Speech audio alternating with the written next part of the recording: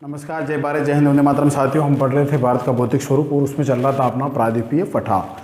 इसमें हम पढ़ चुके थे दोस्तों अरावली पर्वतमाला, मालवा का पठार, जिसमें हमने देखा था बघेलखंड और बुंदेलखंड का एरिया। आज देखने वाले हैं हम छोटा नागपुर का पठार। जैसा कि आप जानते हो दोस्तों, छोटा नागपुर का पठार जो है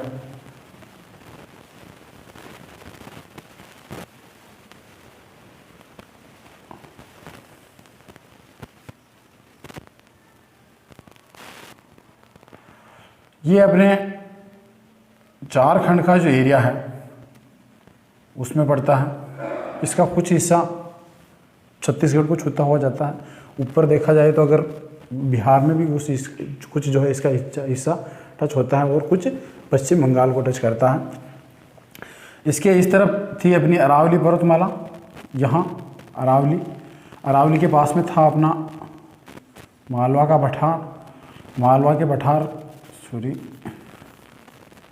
ये मालवा का पठार, जिसमें यहाँ था अपना बघेलखंड। और यहाँ है आपकी मैकाल श्रेणी, और इस तरफ है आपकी राजमहल पहाड़ियाँ, उत्तर पूर्व में राजमहल पहाड़ियाँ। यहाँ आ जाती है आपकी गडजात पहाड़ियाँ, और ये जो एरिया है ये कहलाता है दोस्तों दंडकारण्य। तो जैसा कि आप देख पा रहे हो, ये छोटा नागपुर है, ये राजमहल पहाड़ियाँ हैं,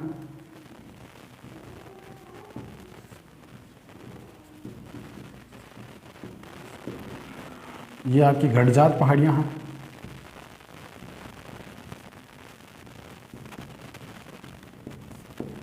और ये जो है आपका दंडकारण्य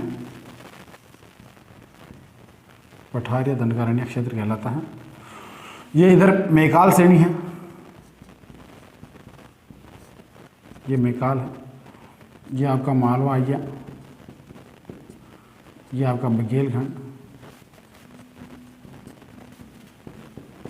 तो कुछ मोटा मोटी अपनी जो है छोटा नागपुर के पठार की अवस्थिति इस प्रकार से है। अब दोस्तों, छोटा नागपुर का पठार जो है झारखंड और पश्चिम बंगाल राज्यों में विस्तृत है मेन, ठीक है। उसके बाद छोटा नागपुर के पठार से दो प्रमुख नदियां निकलती हैं। एक तो है दामोदर और दूसरी नदी है स्वर्णरेखा नदी।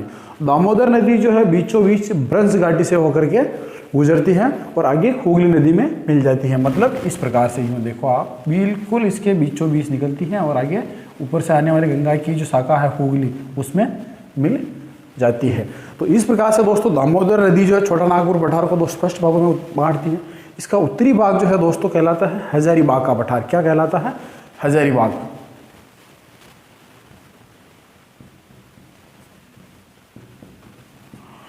और दक्षिणी भाग जो है दोस्तों वो कहलाता है रांची का पठार। क्या कहलाता है? रांची पठार या रांची का पठार। अब ये रांची पठार जो है दोस्तों ये भारत का समप्राय मैदान है। मतलब एक ऐसा पठारी क्षेत्र या एक ऐसा मैदान जिसमें चट्टानें और शिखर नहीं पाए जाते हैं। दूसरा, ये दामोदर नदी जो है ब्रज घाटी से बहती है। यहाँ एक इंपॉर्टेंट चीज़ है दोस्तों कि भारत में 3 नदियाँ ऐसी जो है ब्रज घाटी से बहती हैं। उनमें आपकी एक तो हो गई ये दामोदर नदी, दामोदर, ये यहाँ लिख दूँ मैं, दामोदर नदी। और इसके साथ ही 2 नदियां और भी है अपनी, जो विंध्याचल के दक्षिण और सतपुड़ा के दक्षिण में निकलती है। एक तो ये आपकी हुई नर्मदा और एक हुई है ताप्ती। एक है ताप्ती जो कि गुजरात की प्रमुख नदियां हैं। ये दोनों नदियां भी जो है ब्रज घाटी में बहती हैं। और जैसा कि आप जानते हो ये दोनों नदियां एस्चुरी बनाती है, जलप्रपात नहीं बनाती हैं। और दामोदर नदी तो आगे जाके हुगली में मिली जाती है। एक नदी और आती है दोस्तों स्वर्णरेखा नदी। स्वर्णरेखा नदी निकलती है यहाँ से रांची के पठार से और ये डायरेक्ट जाके बंगाल की खाड़ी में गिर जाती है। स्वर्णरेखा नदी को स्वर्णरेखा इसलिए कहते हैं क्योंकि इसकी रेत में स्वर्ण की मात्रा पाई जाती है, इसलिए इसको स्वर्णरेखा नदी कहा जाता है। अब ये छोटा नागपुर का पठार जो है दोस्तों खनिजों की दृष्टि से बहुत ही महत्वपूर्ण क्षेत्र है। भारत का सबसे इम्पोर्टेंट एरिया है खनिज उत्पादन में। इसमें जो है कोयला, लोहा, यूरेनियम और बॉक्साइट अयस्क मुख्य रूप से निकाले जाते हैं। इसके साथ ही यहाँ चूना पत्थर और संगमरमर भी जो है निकलता है। इतने खनिज निकलने की वजह से जो है छोटा नागपुर के पठार को भारत का रूर क्षेत्र कहते हैं। क्या कहते हैं? भारत का रूर क्षेत्र। अब रूर क्या है? रूर क्षेत्र है दोस्तों जर्मनी में, यूरोप में राइन नदी की और रूर नदी के बीच का जो क्षेत्र है उसको रूर क्षेत्र कहा जाता है। वहाँ अधिकतर मात्रा में जो है खनिज निकलते हैं और मुख्यतः वहाँ कोयला निकाला जाता है। और चूंकि कोयला अधिक निकाला जाता है और राइन नदी जो है अंतर परिवहन की एक बहुत बड़ी नदी है, इसलिए राइन नदी को जो है जर्मनी की राइन नदी जो है उसको कोयला ढोने वाली नदी भी कहते हैं। तो इस प्रकार से छोटा नागपुर के पठार जो है ये भी भारत का रूर क्षेत्र कहलाता है। अब छोटा नागपुर के उत्तर पूर्व में तो आ गई आपकी राजमहल की पहाड़ियाँ, और दक्षिण की बात करें या दक्षिण पूर्व की बात करें तो गडजात की पहाड़ियाँ हैं। इसके पूर्व पश्चिम की बात करें दोस्तों तो इधर मैकाल श्रेणी आ जाती है और इसके दक्षिण में दंडकारण्य का क्षेत्र आ जाता है। अब इसी चीज़ को मैं यहाँ थोड़ा बड़ा करके आपको बताना चाहूँ तो यूँ समझ लीजिए कि ये आपका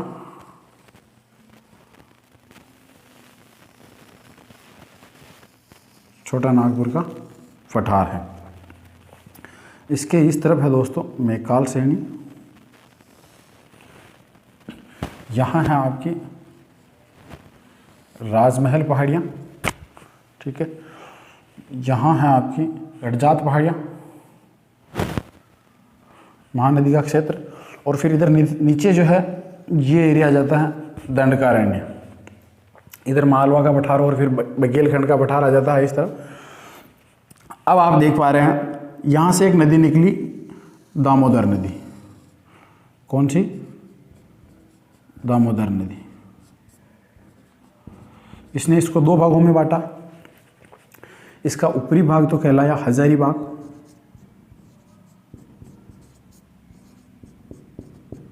और दक्षिणी भाग जो है क्या कहलाता है? रांची का पठार। जो सिंहभूम वाला जो एरिया है ये राज्य का पठार कहलाता है। बात करें दोस्तों अगर इसके ढाल की, तो इसका ढाल उत्तर से दक्षिण और दक्षिण पूर्व की ओर है। इसलिए दामोदर नदी की सहायक नदियाँ ऊपर से आके इसमें मिलती हैं। बोकारो है, कोन्नार है, ये नदियाँ इसमें मिलती हैं। एक नदी निकलती है दोस्तों यहाँ से, इसे कहते हैं महानदी, और ये इसको गडजात पहाड़ियों को काटते हुए आगे निकलती हैं। स्वर्ण रेखा नदी निकलती है यहाँ से और सीधे जाके बंगाल की खाड़ी में मिल जाती हैं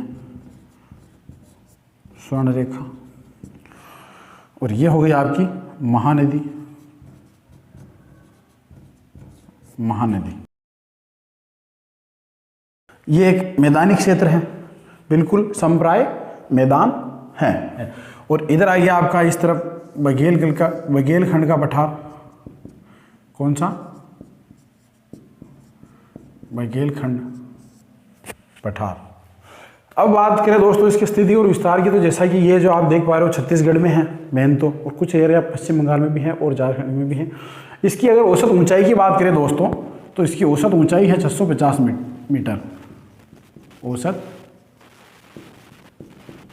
ऊंचाई 650 मीटर मात्र है। और यहाँ की सबसे ऊंची चोटी जो है 1365 मीटर, पार्श्वनाथ।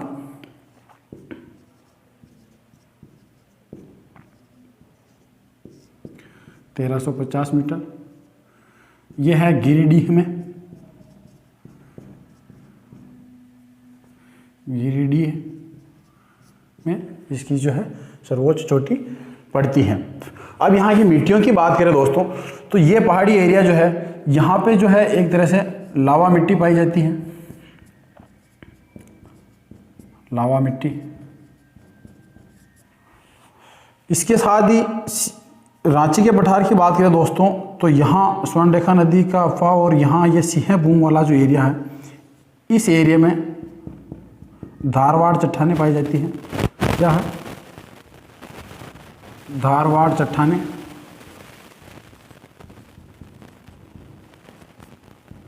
पाई जाती हैं।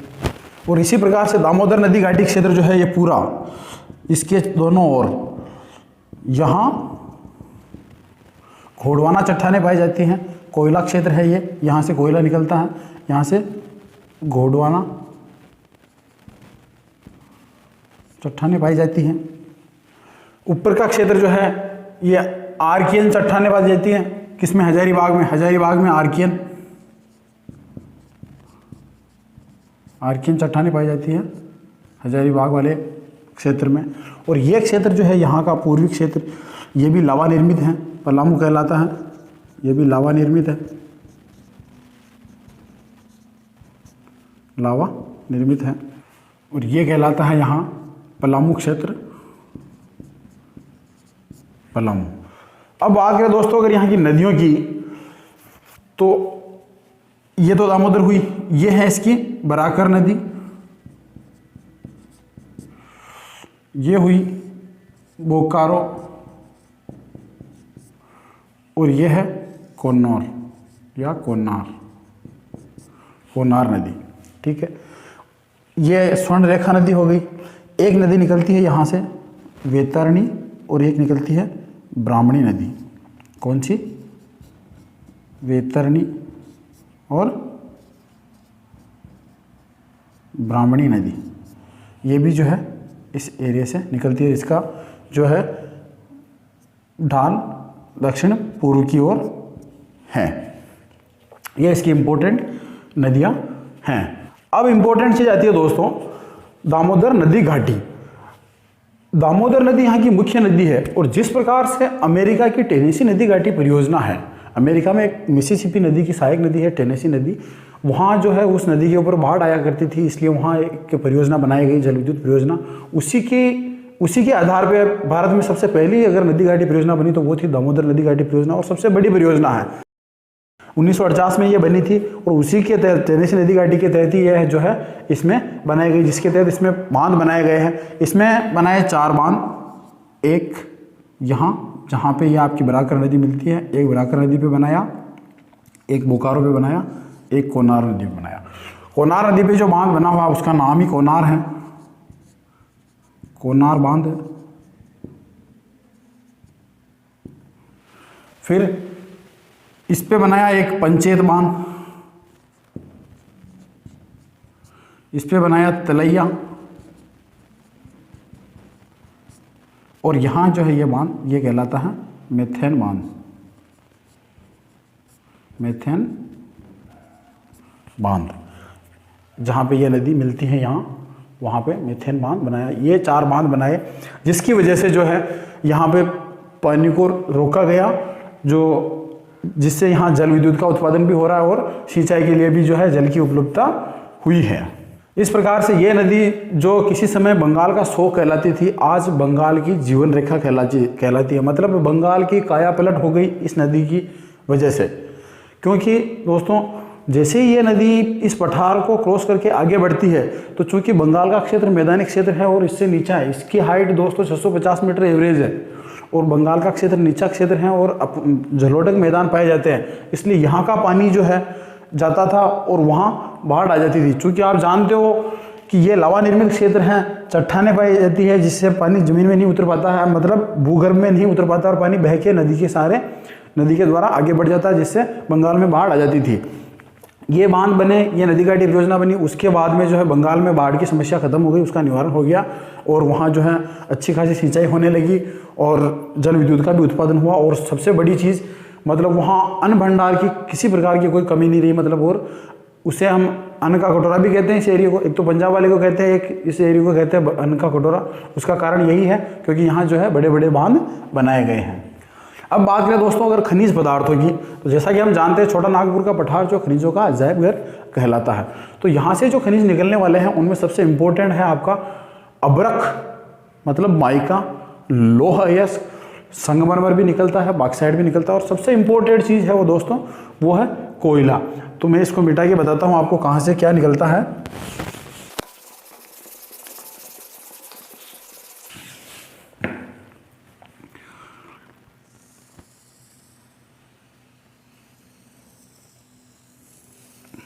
जैसे ये छोटा नागपुर का पठार, यहाँ से निकली आपकी दामोदर नदी। अब दोस्तों ये जो एरिया है हजारीबाग के पठार का, यहाँ यहां से निकलती है अब्रक। क्या है? अब्रक मतलब माइका। और इस नदी घाटी के दोनों ओर यहां से निकलता है दोस्तों कोयला। क्या निकलता है? कोयला। और सिंहभूम वाला जो एरिया है आपका, यहां से निकलता है दोस्तों लौह अयस्क। और ये पूर्वी क्षेत्र जो है, यहां से निकलता है दोस्तों बॉक्साइट। क्या निकलता है? बॉक्साइट। और इस क्षेत्र से निकलता है दोस्तों संगमरमर या चूना पत्थर। अब ये कौन कौन से क्षेत्र हैं, इनके क्या क्या नाम हैं? सबसे पहले बात करें तो अब्रक की, तो दोस्तों अब्रक जो है हजारीबाग के पठार से निकलती है। और ये भारत की 60% अब्रक केवल अकेले हजारीबाग के पठार से, नागपुर से, छोटा नागपुर के पठार से निकलती है। और आप जैसा कि आप जानते हो कि विश्व का 90% अब्रक जो है भारत में उत्पादित होता है और भारत का 60% छोटा नागपुर के पठार में।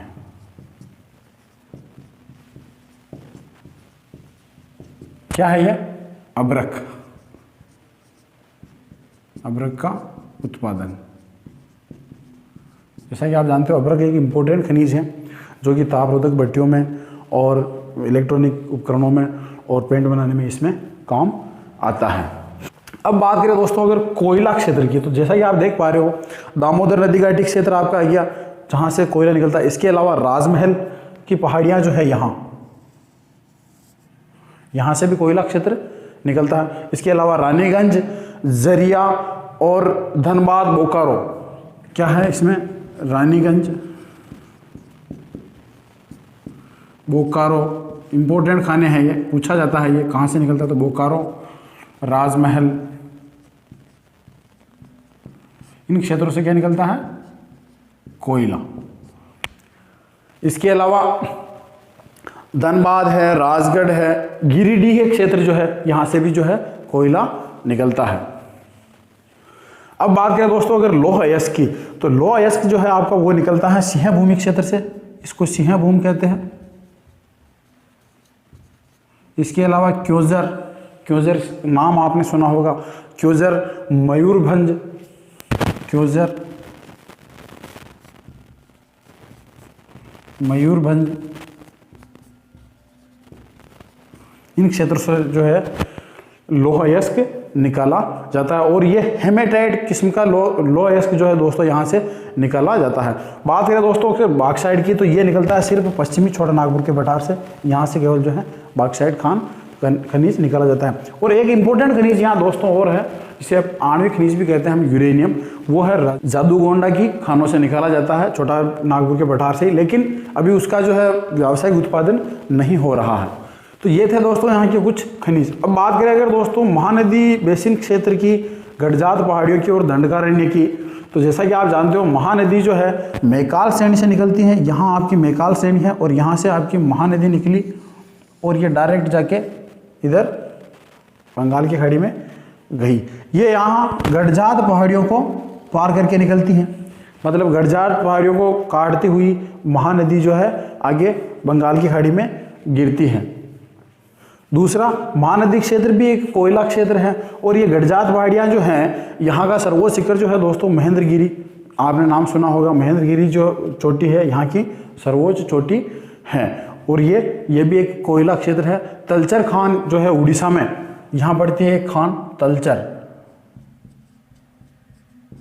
उड़ीसा में, ये जो है प्रसिद्ध है।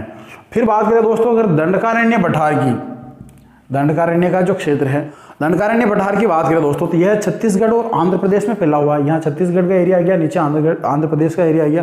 छत्तीसगढ़ और आंध्र प्रदेश में जो है ये फैला हुआ है। यहाँ भी जो है लौह अयस्क और विशेष तो यहाँ लौह अयस्क का ही जो है उत्पादन होता है। और ये कहाँ से होता है? बेलाडीला की खानों से। कहाँ से? बेलाडीला, बेलाडीला खान है जहाँ से लौह अयस्क निकलता है।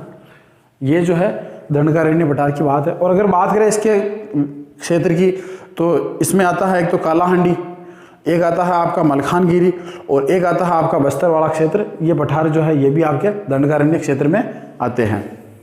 तो ये थी दोस्तों कुछ मोटा मोटी जानकारी अपने छोटा नागपुर के पठार की। अब अगली क्लास में हम लेंगे विंध्याचल पर्वत, सतपुड़ा और दक्कन का पठार।